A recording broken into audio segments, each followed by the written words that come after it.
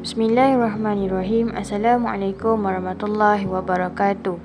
Nama diberi Nur Aina binti Ibrahim. Option Bahasa Melayu SK, kursus BMMB 1084, pentaksiran berterusan tugasan 2. Hari ini saya akan mengupas tentang asas sistem ejaan. Sistem ejaan Rumi 1972. Sistem ejaan bahasa Melayu mempunyai tradisi dan sejarah tersendiri serta telah mengalami pelbagai perubahan daripada ejaan Jawi kepada ejaan Rumi. Secara umumnya, sejarah perkembangan ejaan bahasa Melayu boleh terbahagi kepada dua tahap, iaitu tahap sebelum merdeka dan tahap selepas merdeka. Sistem ejaan Rumi 1972 diperkenalkan secara rasmi pada 16 Ogos 1972 di kedua-dua buah negara, iaitu di Indonesia yang dikenali sebagai Sistem Ejaan Bahasa Indonesia yang disempurnakan dan Malaysia yang dikenali sebagai Ejaan Rumi Baru Bahasa Melayu. Sistem ini telah diguna pakai untuk beberapa ketika, namun terdapat kesalahan dan isu kecil yang timbul.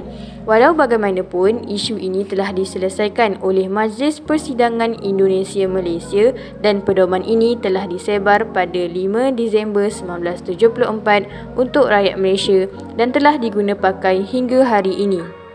Huruf dalam bahasa Melayu terbahagi kepada 3, iaitu vokal, konsonan dan diftong. Huruf-huruf vokal adalah A, E, I, O dan U. Huruf-huruf konsonan adalah selain daripada huruf-huruf vokal. Selain itu, huruf-huruf konsonan pinjaman adalah F, V, Z, SY, KH, GH, DZ dan juga TH. Huruf-huruf diftong adalah AU, I dan OI. Terdapat 18 sistem pola keselarasan huruf vokal seperti yang berikut.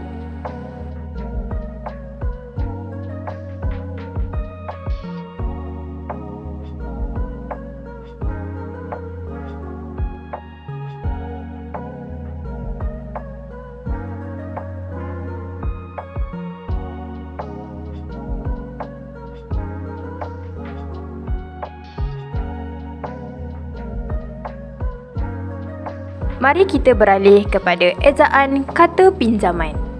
Imbuhan pinjaman terbahagi kepada 3. Imbuhan pinjaman yang pertama, imbuhan pinjaman daripada bahasa Inggeris. Imbuhan pinjaman daripada bahasa Inggeris terbahagi kepada 2, awalan dan juga akhiran. Bagi awalan, perkataan anti, contohnya antibiotik, anti-Amerika. Bagi perkataan pro, contohnya pro kerajaan, pro Amerika. Bagi perkataan poli, contohnya poliklinik, politeknik. Bagi perkataan auto, autograf, automatik. Bagi perkataan sub, subgolongan, subtopik. Dan bagi perkataan supra, suprakelas, supranational. Bagi akhiran pula, perkataan al, klinikal, kritikal. Isme, idealisme, nasionalisme. Sis, hidrolisis, elektrolisis.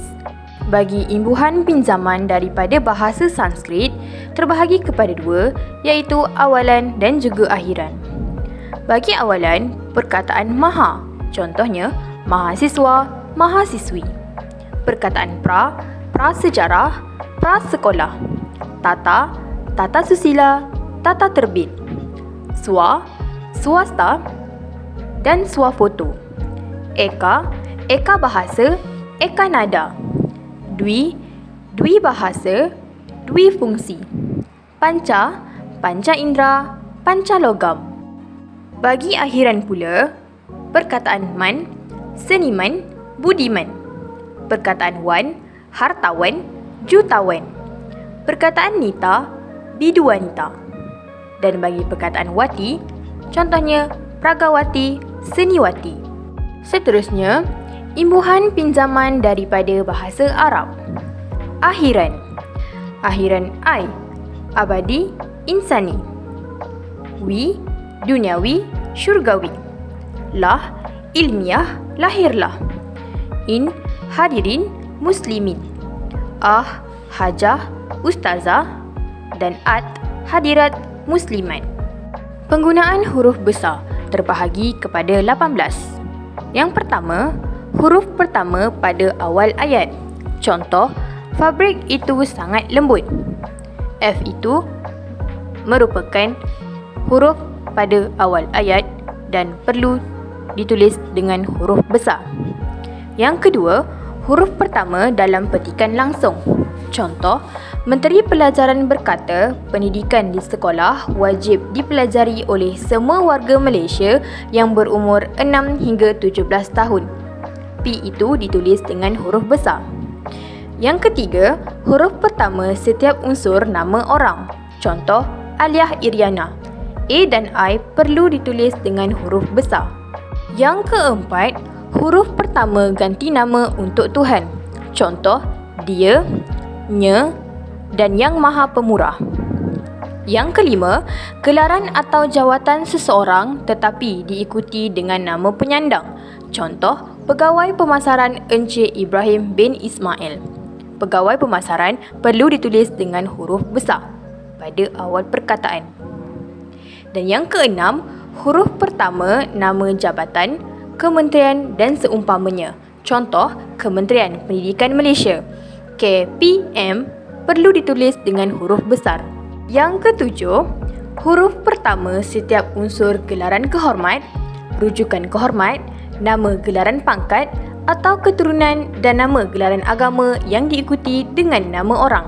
Contoh, Raja Iskandar Ahmad Shah. Yang ke-8, huruf pertama sapaan dalam surat rasmi tetapi tidak perlu diikuti nama orang. Contoh, Tuan, Puan dan juga Datin. Yang ke-9, huruf pertama bagi nama tahun, bulan, hari, hari perayaan dan kebesaran serta peristiwa bersejarah. Contohnya, Ogos, Masihi dan juga Hari Malaysia. Yang ke-10, huruf pertama nama bangsa, suku bangsa dan bahasa. Contoh, kaum Iban, bangsa Melayu, bahasa Cina. Yang ke-11, huruf pertama nama atau judul buku, majalah, akhbar dan karangan atau artikel. Contoh, Sinar Harian, Si Anak Kancil. Yang ke-12, huruf pertama dalam nama geografi dan nama tempat seperti negeri, negara, daerah dan sebagainya. Contoh, Malaysia, Semenanjung Tanah Melayu, Batu Pahat. Yang ke-13, huruf pertama dalam singkatan nama gelaran, pangkat dan sapaan dan terdiri daripada satu nama sahaja. Contoh, Encik Ahmad, Dr. Farida. Yang ke-14, huruf pertama dalam setiap perkataan yang diulang penuh dalam kata ganda. Contoh, peguam-peguam Mahkamah Syariah. Yang ke-15, semua huruf yang membentuk singkatan nama khas. Contoh, SM yang membawa maksud sebelum Masihi. Yang ke-16, huruf pertama sesuatu akronim. Contoh, Intan, Institusi Tadbir Awam Negara. UM, Universiti Malaya. Yang ke-17, membentuk akronim nama khas hasil percantuman huruf awal setiap kata dalam rangkai kata atau frasa. Contoh, ABIM, Angkatan Belia Islam Malaysia. Dan yang ke-18, semua huruf yang membentuk singkatan rujukan kehormat, jawatan dan pingat kebesaran. Contoh, YAB, Yang Amat Berhormat. Penggunaan huruf kecil.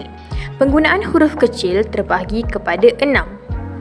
Perkataan berwarna merah menunjukkan perkataan yang harus menggunakan huruf kecil. Yang pertama, kata bangsa, suku dan bahasa ditulis dengan kecil jika berada di tengah kalimat. Contoh, para pakar sedang merumuskan aturan pengindonesiaan istilah asing. Indonesia yang dimulai dengan huruf I harus ditulis dengan huruf kecil. Yang kedua, huruf pertama nama gelaran kehormatan, keturunan dan keagamaan yang tidak diikuti nama orang. Contoh, baginda merupakan Sultan Negara Malaysia. Sultan, huruf S, harus ditulis dengan huruf kecil. Yang ketiga, huruf pertama nama jabatan dan pangkat yang tidak diikuti nama orang, nama instansi atau nama tempat. Contoh, tahun lalu abangnya dilantik menjadi menteri. Menteri ditulis dengan huruf kecil. Yang keempat, huruf pertama kata bin atau binti. Contoh, Sarah binti Ali, Adam bin Amin. Binti dan bin ditulis dengan huruf kecil. Dan yang kelima, huruf pertama nama geografi yang digunakan sebagai nama jenis atau satu ukuran. Contoh, 32 volt. Dan gula Melaka. Dan yang keenam, huruf pertama nama dalam geografi yang tidak khas. Contoh, kami berkelah di tepi sungai yang berhampiran dengan sekolah itu. Sungai ditulis dengan huruf kecil. Bagi penggunaan tanda baca, terdapat banyak tanda baca yang sering kita gunakan. Antara tanda baca adalah tanda noktah. Tanda noktah digunakan pada akhir ayat penyata, singkatan bagi gelaran, pangkat, jawatan dan sebagainya. Contohnya, ibu saya sangat cantik. Tanda koma mengasingkan sesuatu yang sama jenis dalam ayat selepas kata seru sebelum tanda pembuka kata atau penutup kata. Contoh penggunaan, kakak berkata, pagi tadi ibu membeli sayur, ikan dan ayam di pasar. Seterusnya, tanda tanya digunakan pada akhir kata tanya. Contoh, siapakah nama kamu? Tanda seru digunakan pada akhir ayat seruan untuk menunjukkan rasa perasaan marah, suka, sedih dan sebagainya. Contoh, aduh, sakitnya perut ini. Yang kelima, tanda titik bertindih untuk penerangan lanjut tentang sesuatu sama ada tulis masa atau dalam dialog. Contohnya, pukul 7.15 pagi. Dan yang keenam, tanda pengikat kata digunakan pada awal dan akhir ayat cakap ajuk. Contoh, saya suka makan ayam. Kata Anis dibuka dan ditutup dengan pengikat kata. Kita lihat pula kegramatisan aspek tata bahasa. Bahasa Melayu perlu digunakan mengikut aturan sistem bahasa Melayu. Jika ayat yang dihasilkan oleh pengguna bahasa bercelaru dan tidak gramatis, situasi ini menunjukkan bahawa tata bahasa bahasa Melayu tidak dikuasai sepenuhnya. Kepatuhan dan ketepatan penggunaan tata bahasa membuktikan bahawa pengguna menjiwai bahasa. Oleh sebab itu, amatlah penting untuk pengguna bahasa menyedari tentang kepentingan penggunaan bahasa Melayu yang tepat dan betul supaya bahasa Melayu tidak disalahgunakan dan tidak luput dek zaman. Kesalahan ejaan. Kesalahan ejaan boleh didefinisikan sebagai penyimpangan atau kesilapan yang berlaku dalam bentuk tulisan dan tanda baca. Terdapat 9 jenis kesalahan ejaan yang lazimnya dilakukan, iaitu yang pertama, kesalahan huruf. Yang kedua, kesalahan pola keselarasan vokal. Yang ketiga, kesalahan bahasa pinjaman. Yang keempat, kesalahan tanda sempang. Yang kelima, kesalahan kelainan vokal. Yang keenam, kesalahan bentuk bebas. Yang ketujuh, kesalahan penjarakan. Yang kelapan, kesalahan konsonan. Dan yang kesembilan, kesalahan bentuk terikat. Contoh kesalahan ejaan. Yang pertama, kesalahan bahasa pinjaman. Melibatkan kesalahan yang berlaku semasa menggunakan bahasa pinjaman yang disesuaikan berdasarkan bahasa Melayu, sama ada dari segi pengekalan huruf asal, penukaran huruf pangkal atau gabungan konsonan tertentu. Contoh pada gambar rajah di sebelah, hadis iaitu HADITH merupakan kesalahan ejaan. Ejaan yang betul adalah hadis, HADIS. Kata pinjaman Arab, dui huruf TH disesuaikan dengan huruf S. Selain itu, kesalahan pola keselarasan vokal melibatkan kesalahan yang berlaku semasa menggunakan 18 pola keselarasan vokal. Pada gambar rajah di sebelah, menunjukkan perkataan angin kencing. Perkataan yang sebenar harus dieja angin kencang. Menunjukkan pola keselarasan vokal yang betul ialah I pepet kepada A. Kesalahan tanda sempang. melibatkan kesalahan yang berlaku semasa memerlukan penggunaan tanda sempang. Gambar di sebelah menunjukkan poster istiadat Convocation ke-14. Ke-14 merupakan kesalahan kerana tidak diletakkan tanda sempang di antara perkataan ke dan nombor 14. Awalan ke perlu diletakkan sempang sebelum kata bilangan tingkat.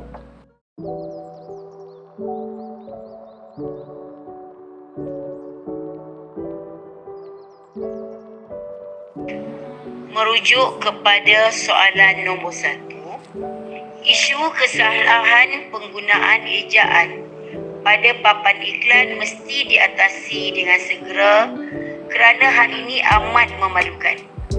Hal ini demikian sebab bahasa Melayu merupakan bahasa kebangsaan negara kita. Di sekolah, anak-anak dididik untuk mengeja dengan betul, sedangkan di luar sekolah, kesalahan ini terpapar di mana-mana. Saya mencadangkan sebelum sesuatu iklan diluluskan, mereka hendaklah merujuk ejaan pada papan-papan iklan ini kepada pihak penapis iklan. Bukan sahaja kandungan iklan ditapis, tetapi ejaan juga perlu dibetulkan terlebih dahulu sekiranya terdapat kesalahan. Assalamualaikum warahmatullahi wabarakatuh. Baiklah, berkaitan dengan persoalan isu kesalahan ejaan dalam bahasa Melayu tidak sepatutnya berlaku dalam kalangan rakyat Malaysia. Sebab apa? Sebab bahasa Melayu itu sendiri ialah bahasa kebangsaan negara kita. Baiklah, di sini saya ingin ketengahkan isu yang bagi saya tidak sepatutnya terjadi kerana ini melibatkan tatapan umum.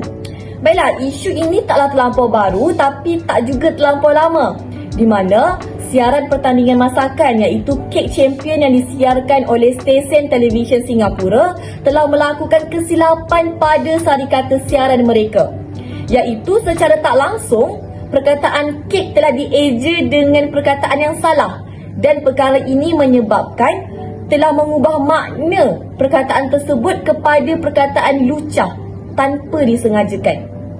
Kalau kita nak tengok pula pada media sosial seperti Instagram misalnya, banyak menggunakan bahasa selanga, bahasa singkatan sebab nak ikut trend. Contoh, perkataan tidak ditulis tak, guna perkataan seperti bro, akaks yang sengaja ditambah-tambahkan huruf S pada bahagian belakangnya, yang seolah-olah nak ikut trend, seolah-olah nampak bergaya.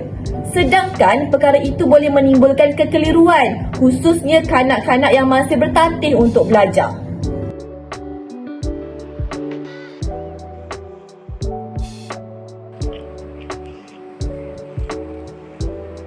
Merujuk soalan nombor 2, jika kesalahan ini iaitu kesalahan ejaan tidak dibendung, keturunan bahasa Melayu ini akan hilang dan bahasa ini semakin tercemar. Tidak ada lagi kejatian bahasa ini sehingga generasi akan datang tidak dapat menghayati keindahan bahasa ini. Baiklah, seterusnya, kesan daripada penggunaan bahasa yang salah ataupun ejaan yang salah adalah kualiti bahasa Melayu akan sirna ataupun pudar pada masa akan datang. Kita boleh tengok sendiri, masyarakat Malaysia suka mencampur adukkan bahasa asli Melayu dengan bahasa Melayu mengikut trend. Kononnya, nak sedap didengar, biar nampak berstyle. Walaupun maknanya sama, tapi ejaannya tetap salah. Dan perkara ini akhirnya murid-murid yang akan terima tempias, iaitu boleh mempengaruhi penulisan bahasa Melayu dalam peperiksaan mereka dan kehidupan mereka juga. Kita tak nak mereka menjadi seperti ketam mengajar anaknya betul, iaitu mungkin bila mereka dewasa, mereka pula akan membimbing adik-adik, mereka pula akan membimbing anak-anak mereka yang lain. Tapi bagaimana kalau ilmu yang mereka sampaikan itu adalah ilmu yang salah?